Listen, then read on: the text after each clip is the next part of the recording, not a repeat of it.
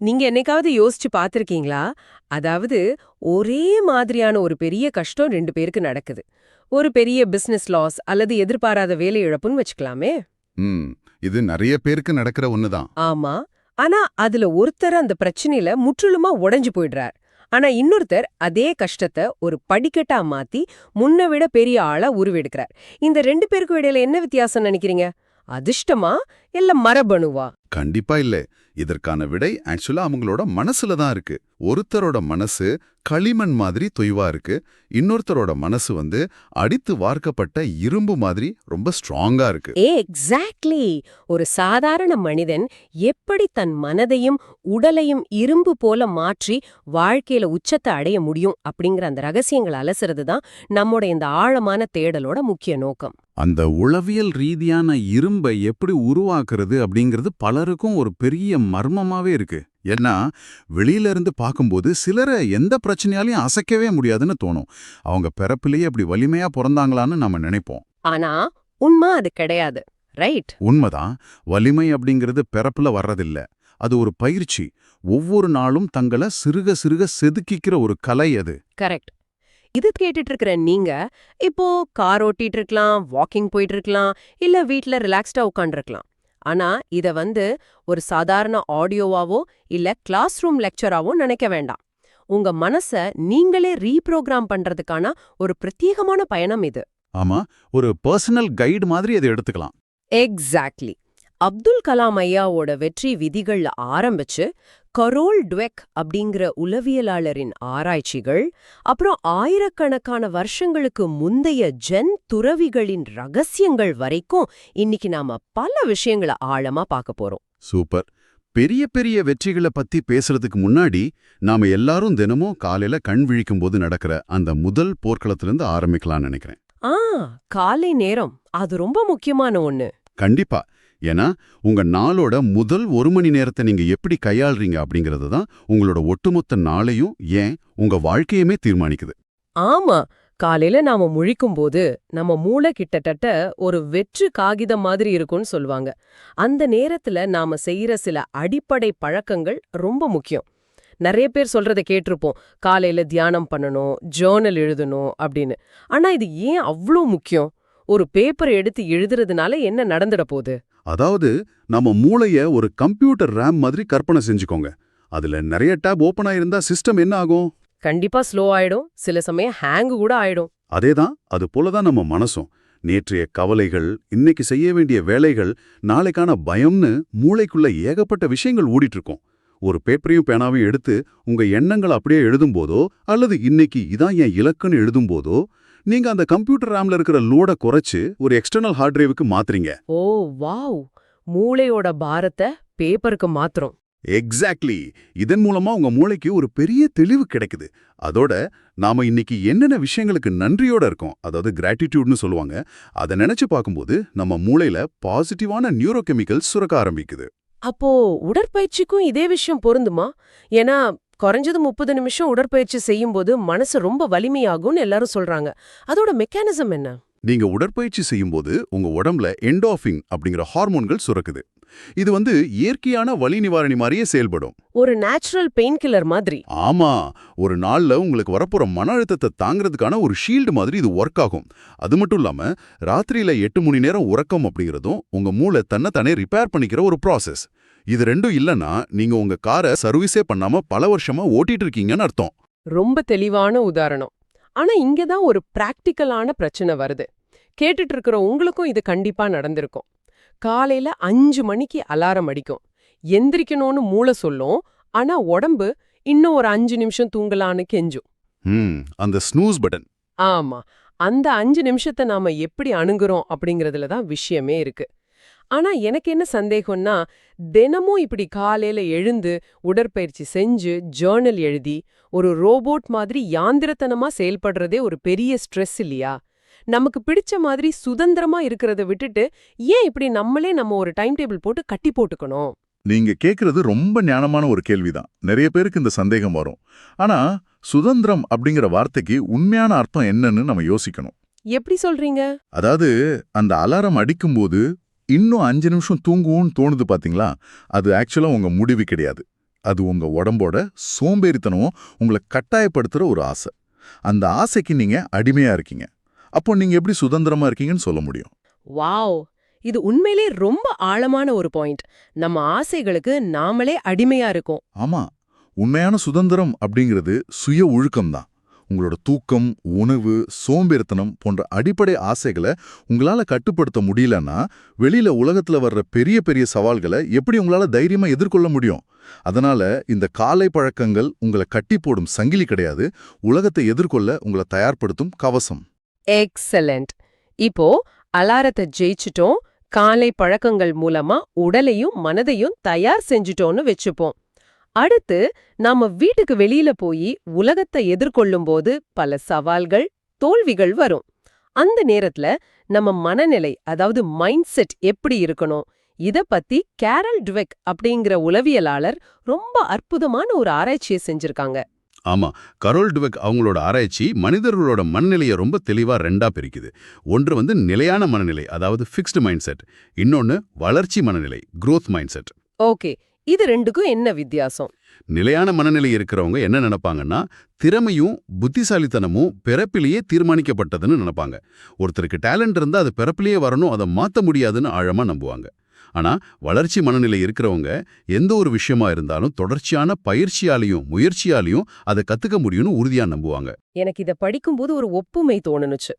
அதாவது நிலையான மனநிலை அப்படிங்கிறது தன்னை ஒரு முழுமையாக வரையப்பட்ட ஓவியமாக நினைப்பது. அதுல ஏதாவது தப்பு இருந்தா அவ்வளவுதான், இந்த ஓவியம் கேவலமா போச்சுன்னு நினைக்கிறது. ஆனா வளர்ச்சி மனநிலை அப்படிங்கிறது தங்களை ஒரு களிமண்ணா நினைக்கிறது, ரைட்? எக்ஸாக்ட்லி. தன்னை இன்னும் வடிவமைக்கப்பட வேண்டிய ஒரு களிமண்ணாக பார்ப்பது. அந்த களிமண்ல ஒரு கோணல் வந்தா கூட தட்டி சரி செஞ்சு மறுபடியும் நாம நினைச்சபடி அதை செதுக்கிக்கலாம். அந்த களிமண் உதாரணம் ரொம்ப சரியா பொருந்தது. கேரல் டுவெக் இதை நிரூபிக்க 10 வயது குழந்தைகள் கிட்ட ஒரு ஆய்வு செஞ்சாங்க. 2 குரூப் குழந்தைகளுக்கும் ரொம்ப கஷ்டமான சில புதிர்களை கொடுத்தாங்க. ஓகே, பசில்ஸ் சால்வ் பண்ண கொடுத்தாங்க. ரிசல்ட் என்னாச்சு? நிலையான மனநிலை இருந்த குழந்தைகள் கொஞ்ச நேரத்திலேயே சோர்ந்து போயிட்டாங்க. ஏன்னா அவங்களுக்கு அந்த கஷ்டம் அவங்களோட திறமையின்மையை காட்டுற மாதிரி தோணுச்சு. ஆனா வளர்ச்சி மனநிலை இருந்த குழந்தைகள் அதை ஒரு தோல்வியாவே பார்க்கல. ஒரு பையன் கைகளை தேய்ச்சிக்கிட்டு, வாவ், எனக்கு சவால்கள்னா ரொம்ப பிடிக்கும்னு உற்சாகமா அதை சால்வ் பண்ண ஆரம்பிச்சான். அவனுக்கு கஷ்டம் அப்படிங்கிறது தடையா தெரியல, அது தன்னோட அறிவை வளர்த்துக்கிற ஒரு வாய்ப்பா தெரிஞ்சது. இதையே நாம நிஜ வாழ்க்கைக்கு கொண்டு வந்தா கூடைப்பந்து ஜாம்பவான் மைக்கேல் ஜார்டன் கதை ஒரு பெரிய உதாரணம். நாம எல்லாரும் அவரை ஒரு ஜீனியஸ்னு நினைச்சிட்டு இருக்கோம். ஆனா அவர் பள்ளிக்கூடத்துல படிக்கும்போது அவர்கிட்ட திறமை இல்லைன்னு சொல்லி அவரை ஸ்கூல் பாஸ்கெட்பால் டீம்ல இருந்தே நீக்கிட்டாங்க. ஆமா, அவர் மட்டும் தன்னை ஒரு முழுமையான ஓவியம்னு நினைச்சிருந்தா, அதாவது நிலையான மனநிலையில இருந்திருந்தா அன்னைக்கே வீட்ல உட்கார்ந்து அழுதுட்டு விளையாட்டையே விட்டுருப்பார். கண்டிப்பா. ஆனா அவர் தன்னை களிமண்ணா நினைச்சார். அந்த தோல்வியே ஒரு எரிபொருளா மாற்றி தினமும் காலையில டீம்ல இருக்கிற எல்லாரும் கிரவுண்டுக்கு வர்றதுக்கு முன்னாடியே போய் தனியா பல மணி நேரம் பயிற்சி செஞ்சார். அந்த உழைப்பு தான் அவரை லெஜெண்ட் ஆக்குச்சு. தாமஸ் எடிசனோட கதையிலையும் இதே மெக்கானிசம் தான் இருக்கு. எடிசன் பல்பு கண்டுபிடிச்சார்னு சொன்ன உடனே அவர் ஏதோ ஒரு ராத்திரி தனியா லேப்ல உட்காந்துட்டு இருக்கும்போது திடீர்னு மூளையில பல்ப் எரிஞ்சு கண்டுபிடிச்சாருன்னு நம்ம நினைச்சிட்டு இருக்கோம். ஆனா நிஜம் அது கிடையாது. அவரோட லேப்ல 30 உதவியாளர்கள் இருந்தாங்க. ஆயிரக்கணக்கான வெவ்வேறு பொருட்களை வச்சு டெஸ்ட் பண்ணாங்க. ஒவ்வொன்னும் ஃபெயில் ஆகும்போது அவர் என்ன நினைச்சார்? அவர் அதை தோல்வியா பார்க்கல, இந்த பொருள் வேலை செய்யாது அப்படிங்கறத நான் புதுசா கத்துக்கிட்டேன்னு நினைச்சார். அந்த ஆயிரக்கணக்கான தோல்விகளோட டேட்டாவை வச்சுதான் அவர் வெற்றி அடைஞ்சாரு. நம்ம அப்துல் கலாம் ஐயா கூட இது ரொம்ப சிம்பிளா சொல்லியிருக்காரு. தோல்வியைக் கண்டு ஒருபோதும் அஞ்சாதீர்கள். ஃபெயில் அப்படிங்கிற வார்த்தைக்கு அர்த்தம் ஃபர்ஸ்ட் அட்டெம்ப்ட் இன் லேர்னிங், அதாவது கற்றலில் உங்களுடைய முதல் முயற்சின்னு சொல்லியிருக்காரு. இது அப்படியே வளர்ச்சி மனநிலையத்தான் குறிக்குது. மிகச் சரியான உதாரணம். ஆனா இப்போ கேட்டுட்டு இருக்கிற ஒருத்தருக்கு ஒரு சந்தேகம் வரலாம். என் மனசு எப்பவுமே நெகட்டிவா தான் யோசிக்குது, எனக்கு நிலையான மனநிலை தான் இருக்குன்னு நான் நினைக்கிறேன், இதை எப்படி மாத்துறதுன்னு கேட்கலாம். இதுக்கு ஒரு 4 படிகள் இருக்குன்னு சொல்றாங்க. ஆமா, முதல் படி என்னன்னா, உங்க உள்ளுக்குள்ள கேட்குற அந்த பழைய குரலை நீங்க கவனிக்கணும். ஒரு புது சவாலை பார்க்கும்போது இது நமக்கு செட் ஆகாது, நமக்கு திறமை இல்லைன்னு ஒரு குரல் கேட்கும் பாத்தீங்களா, அதை முதல்ல ஐடென்டிஃபை பண்ணணும். 2வது படி அந்த குரல் சொல்றது உண்மை கிடையாது, அது உங்க சாய்ஸ் அப்படிங்கறத உணரணும். நீங்க அந்த குரலை நம்பலாம் அல்லது நிராகரிக்கலாம். ஓ, அதாவது அந்த குரல் சொல்றத அப்படியே ஏத்துக்கணும்னு அவசியம் இல்ல. 3வது படி என்னன்னா, அந்த நெகட்டிவ் குரலுக்கு நீங்க பதிலடி கொடுக்கணும். எனக்கு இது தெரியாதுதான், ஆனா நான் கத்துக்க முடியும், நான் முயற்சி செஞ்சா கண்டிப்பா வளர முடியும்னு உங்க மனசுகிட்ட நீங்களே பேசி அதை கன்வின்ஸ் பண்ணணும். கரெக்ட். 4வது படி, இதையெல்லாம் தாண்டி அந்த பயத்தோடயே அந்த செயலை தைரியமா செய்ய ஆரம்பிக்கணும். ஆக்ஷன் தான் எல்லாமே. சூப்பர். ஆனா இங்க ஒரு முக்கியமான விஷயத்தை நாம கவனிக்கணும். வளர்ச்சி மனநிலை மூலியமா சவால்களை அடிச்சு நொறுக்கிட்டே போலாம். ஆனா நிஜ வாழ்க்கையில எவ்வளோதான் நாம உழைச்சாலும் சில நேரங்கள்ல எதிர்பாராத தோல்விகள் வரும், ஏமாற்றங்களும் வரும். தொடர்ந்து ஏந்திர மாதிரி ஓடிட்டே இருந்தா ஒரு கட்டத்துல மனசு ரொம்ப சோர்வாகி, அதாவது பர்ன் அவுட் ஆகி உடைஞ்சிடும்ல. இந்த இடத்துல ஒரு ஆழமான அமைதிய நாம எங்க தேடுவது? அங்கதான் நாம ஜப்பான்ல உருவான ஜென் தத்துவத்தை நோக்கி போக வேண்டியிருக்கு. ஏன்னா அமைதிங்கிறது வெளியே நாம வாங்குற பொருட்கள்லயோ இல்ல வேற மனிதர்கள்கிட்டயும் இல்ல, அது நமக்குள்ளே தான் இருக்கு. இதுக்கு ஒரு சுவாரஸ்யமான கதை இருக்கு. என்ன கதை அது? கார்த்திக் அப்படிங்கிற ஒரு ஐடி கம்பெனி இளைஞன் வேலையில பயங்கர ஸ்ட்ரெஸ், எதிர்காலத்தை பத்தின பயம்னு மனசு ரொம்ப கலங்கி போய் ஈஷி அப்படிங்கிற ஒரு ஜென் மாஸ்டரை தேடி போறார். ஓகே, அந்த ஜென் மாஸ்டர் என்ன சொல்றாரு? கார்த்திக் அந்த மாஸ்டர் கிட்ட போய், நான் ரொம்ப கஷ்டப்பட்டு உழைக்கிறேன், ஆனா எனக்கு நிம்மதியே இல்லைன்னு சொல்றார்.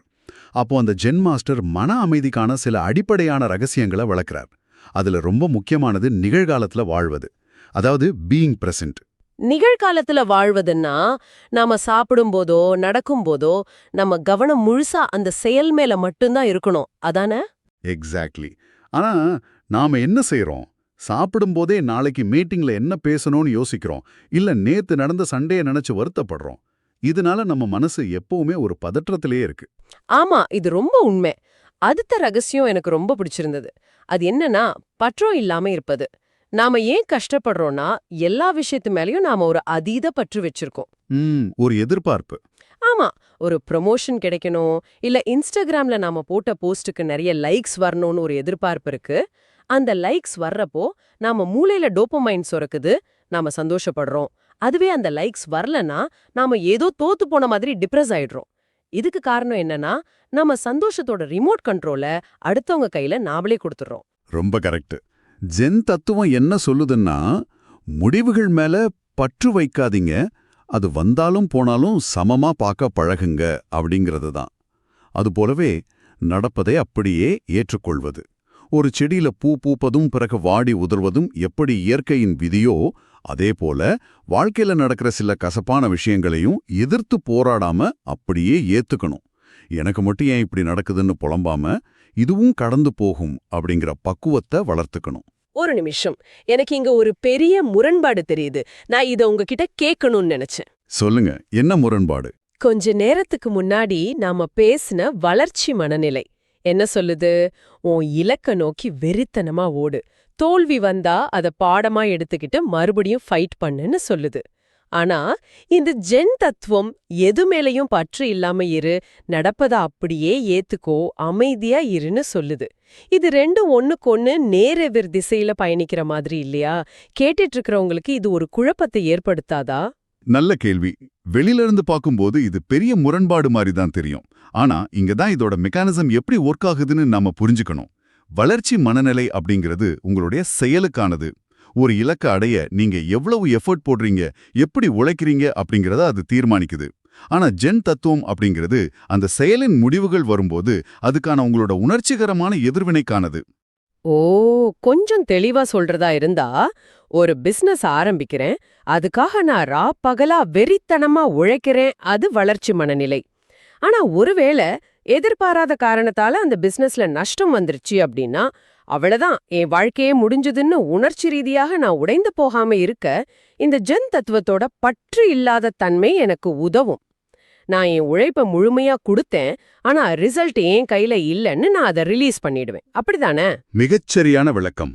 செயல் உக்கிரமாய் இருக்கணும், ஆனா மனசு ஆழமான கடல் மாதிரி அமைதியா இருக்கணும். இது ரெண்டு சேர்ந்தாதான் ஒரு முழுமையான ஆளுமை உருவாகும். சரி, இப்போ ஒருத்தர் தான் காலை பழக்கங்கள் மூலமா உடலை தயார் செஞ்சிட்டார், வளர்ச்சி மனநிலையில சவால்களை எதிர்கொள்றார், ஜென் அமைதியில மனச பேலன்ஸ் பண்ணிட்டாருன்னு வச்சுப்போம். ஆனா இந்த வெளி உலகத்துல மத்த மனிதர்கள் அவர் எப்படி கையாளுவார்? இங்கதான் வெற்றியாளர்களின் உளவியல் ரகசியங்கள் உள்ளே வருது. ஆமா, உண்மையிலேயே வெற்றியாளர்கள் மற்றவர்கள் கிட்ட பேசும்போது அவங்க பயன்படுத்தும் உத்திகள் ரொம்ப நுட்பமானது. ஒரு முக்கியமான மீட்டிங்ல இருக்கீங்க, யாரோ உங்களை கோபப்படுத்துற மாதிரி ஒரு கேள்வி கேக்குறாங்க. சாதாரண மனிதர்கள் உடனே உணர்ச்சி வசப்பட்டு வார்த்தைகளை கொட்டிடுவாங்க. ஆனா வெற்றியாளர்கள் எப்போ உடனே ரியாக்ட் பண்ண மாட்டாங்க. அவங்க பேசும்போது ஒரு அமைதியான இடைநிறுத்தத்தை ஏற்படுத்துவாங்க. ஒரு பாஸ் கொடுப்பாங்க. ஆமா, இதோட சைக்காலஜி என்னன்னா, யாராவது ஒரு கேள்வி கேட்கும்போது நீங்க உடனே பதில் சொல்லாம ஒரு 3 செகண்ட் அமைதியா அவங்க கண்ணை பார்த்துட்டு அப்புறம் பொறுமையா பதில் சொன்னீங்கன்னா அது அந்த இடத்துல உங்களுக்கு ஒரு பெரிய அதிகாரத்தையும் மரியாதையும் உருவாக்கி கொடுக்கும். கரெக்ட். அந்த அமைதியான நேரத்துல எதிராளிக்கு ஒருவித பதற்றம் உருவாயிடும். அதுபோல வெற்றியாளர்கள் எப்பவுமே தங்களை ரொம்ப ஈஸியா எல்லாரும் அணுகக்கூடிய ஆளா காட்டிக்க மாட்டாங்க. இதுக்கு அர்த்தம் அவங்க திமிரா இருக்காங்கன்னு கிடையாது. உண்மையிலேயே தங்களுக்குன்னு சில எல்லைகளை வகுத்து வச்சிருப்பாங்க. பவுண்டரிஸ் செட் பண்றது. எக்ஸாக்ட்லி. தன்னோட நேரத்தை வீணடிக்கிற விஷயங்களுக்கு எந்த குற்ற உணர்ச்சியும் இல்லாம ரொம்ப தைரியமா இல்ல அப்படின்னு சொல்ல தெரிஞ்சவங்க அவங்க. அதே மாதிரி அவங்க மத்தவங்க கிட்ட பேசும்போது ஒரு செஸ் விளையாடுற பிளேயர் மாதிரி யோசிப்பாங்க. எதிராளியோட மனநிலைய கணிச்சு அவங்க அடுத்ததா என்ன சொல்ல போறாங்கன்னு முன்கூட்டியே தங்களை தயார்படுத்திப்பாங்க. இதனால அவங்களோட கோவம், சோகம் மாதிரியான உணர்ச்சிகளை மத்தவங்க கிட்ட காட்டாம எப்பவும் பேலன்ஸ்டா இருப்பாங்க. நான் இத ஒரு கிரிக்கெட் மேட்ச் கூட ஒப்பிட்டு பாக்குறேன். ஓ, கிரிக்கெட் மேட்ச் எப்படி சொல்றீங்க? அதாவது சாதாரண மனிதர்கள் ஒவ்வொரு பந்திற்கும் கண்மூடித்தனமா பேட்டை சுழற்றும் வீரரை போல செயல்படுறாங்க. ஏதோ ஒண்ணுல பந்து பட்டு சிக்ஸர் போயிடாதான்னு ஒரு அவசரம். ஆனா வெற்றியாளர்கள் பந்தின் வேகத்தை கணித்து நிதானமாக சரியான திசையில் மட்டும் பந்தை அடிக்கும் அனுபவம் மிக்க வீரரை போல செயல்படுறாங்க. அருமையான ஒப்புமை. இந்த உளவியல் தந்திரங்கள் எல்லாம் மொத்தவங்களை ஆச்சரியப்படுத்துறதுக்கான எந்த பகாட்டும் கிடையாது. இது எல்லாமே தங்களோட மன ஆற்றலையும் நேரத்தையும் தேவையற்ற விஷயங்கள்ல இருந்து பாதுகாத்துக் கொள்வதற்கான ஒரு அருமையான கவசம். சூப்பர். இன்னைக்கு நாம பேசின விஷயங்களை அப்படியே ஆரம்பத்துல நாம சொன்ன அந்த இரும்பு உதாரணத்தோடவே ஒப்பிட்டு பார்க்கலாம். இயற்கையில இரும்புக்குன்னு எந்த உருவமும் கிடையாது. அது வெறும் தாதுதான். அதே மாதிரிதான் நம்மோட பிறப்பிலேயே வர திறமைகளும். அந்த இரும்பு ஒரு உலையில போட்டு சூடாக்குற நெருப்பு தான் நாம தினமும் காலையில கடைபிடிக்கிற சுய ஒழுக்கமும் பழக்கங்களும். ஆமா.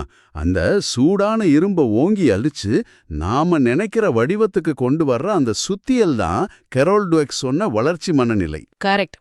அப்புறம் அந்த இரும்ப சுத்தியாலால அடிக்கும்போது ஏற்படுற அதிர்தலையும் வெப்பத்தையும் தணிச்சு அந்த இரும்ப வலிமையாக்குற தண்ணி தான் அந்த ஜென் தத்துவம். கடைசியா அந்த ஆயுதத்தை எப்படி சரியான இடத்துல பயன்படுத்துறது அப்படிங்கிற கூர்மையான அறிவு தான் நாம பார்த்த இந்த உளவியல் உத்திகள். இதெல்லாம் சேர்ந்ததுதான் உண்மையான ஒரு வெற்றியாளரின் மனநிலை. ரொம்ப அழகா அதை தொகுத்துட்டோம். நாம இன்னைக்கு மனசை எப்படி வலிமையாக்குவது, இலக்குகளை எப்படி அடைவது, சவால்களை எப்படி எதிர்கொள்வதுன்னு ரொம்ப விரிவாக பேசணும். இந்த ஆழமான தேடலோட முடிவுக்கு நாம வந்துட்டோம். ஆனா இத கேட்டுட்டு இருக்கிற உங்ககிட்ட ஒரு முக்கியமான, உங்களை சிந்திக்க வைக்கிற ஒரு கேள்வியை நாங்க விட்டு செல்ல விரும்புறோம். இன்னைக்கு நீங்க ஓடிக்கிட்டு இருக்கிற ஓட்டம், நீங்க அடையணும்னு நினைக்கிற இலக்குகள்லாம் உண்மையிலே உங்களுடையது தானா? கொஞ்சம் யோசிச்சு பாருங்க. உங்களுடைய மூளையை நீங்களே முழுமையாக மாற்றியமைத்து மத்தவங்க உங்களை பத்தி என்ன நினைப்பாங்க அப்படிங்கிற பயத்தையோ உங்களை சுத்தி இருக்கிற சமூக வலைத்தளங்களின் தாக்கத்தையோ முற்றிலுமாக நீக்கிவிட்டால் எந்த விதமான வெளியுலக எதிர்பார்ப்புகளும் இல்லாம உங்களை நீங்களே ஒரு தனி அறையில வச்சு பார்த்தா என்ன தோணும்? இப்போது நீங்க துரட்டி கொண்டிருக்கும் அதே இலக்குகளைத்தான் அப்போதும் துரத்துவீர்களா? அல்லது உண்மையான வெற்றிக்கு உங்களுடைய வரையறை முற்றிலுமாக மாறிவிடுமா? அந்த உண்மையான ஆசை என்னன்னு கண்டுபிடிங்க. அதை நோக்கி வளர்ச்சி மனநிலையோடையும் ஜென் அமைதியோடையும் பயணிங்க. அது கண்டிப்பா உங்களுக்கான ஒரு புதிய கதவை திறக்கும். இதோடு உங்களை வலிமையாக்கும் இந்த ஆழமான தேடலை நிறைவு செய்கிறோம். இணைந்திருந்ததற்கு நன்றி. தொடர்ந்து கேளுங்கள், சிந்திப்போம்.